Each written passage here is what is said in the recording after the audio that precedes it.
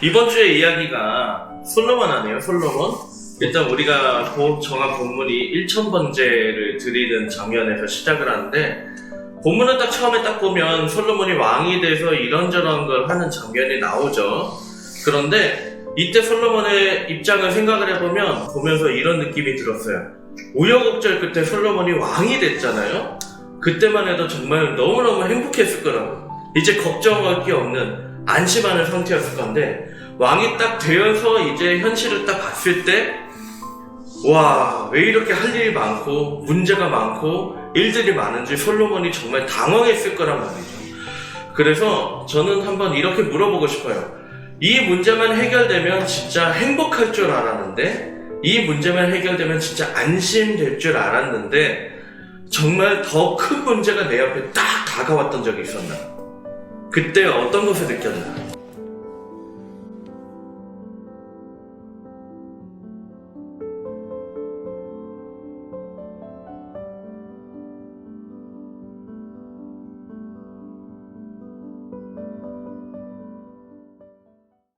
저는 18살 때부터 목사님이라는 꿈을 품고 신학교 4년, 대학원 2년, 수련 목회자 3년을 포함해 11년 동안 열심히 달려왔습니다.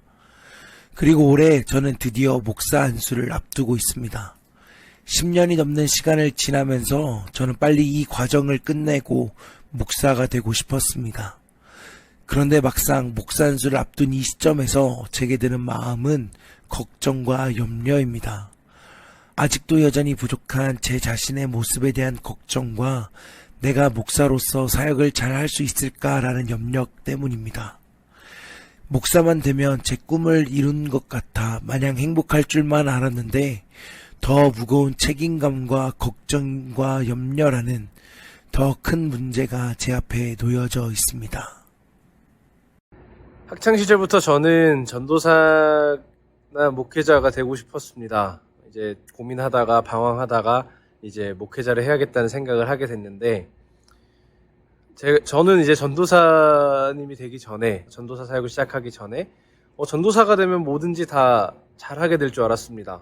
제가 봤던 전도사님들처럼 말씀도 잘 전할 수 있고, 또 찬양인도도 정말 잘할 수 있고, 또 목양과 또 사람들의 신방도 잘할 수 있을 줄 알았습니다.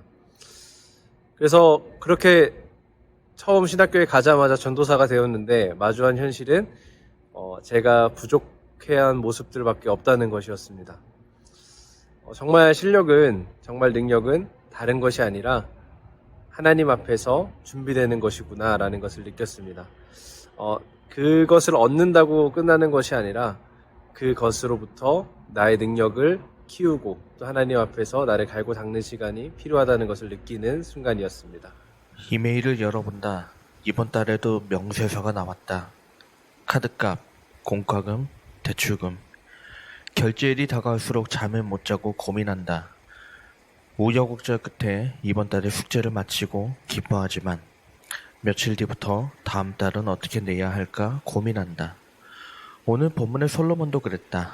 왕이 되고 나서 겨우 숙제 하나 해결하면 또 다른 숙제가 닥치고, 작은 문제 하나 해결하면 더 큰 문제가 그를 기다리고 있었다.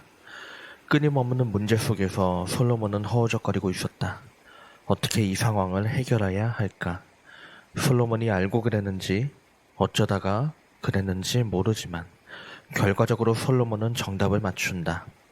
바로 세상의 링에서 벗어나 오직 하나님께 기도하며 하나님의 은혜를 구했을 때 솔로몬은 하나님이 문제를 해결하시는 은혜를 누릴 수 있었다. 그 하나님이 지금도 살아계신다면 우리에게도 그 은혜가 임할 수 있지 않을까. 그래서 이 시간 우리의 빈손을 들고 간절히 기도한다. 자존심을 내세우지 말고 하나님의 은혜를 구하게 해달라고 말이다. 그리고 하나님이 길을 여실 때 그것을 잘 보고 따라가게 해달라고 말이다.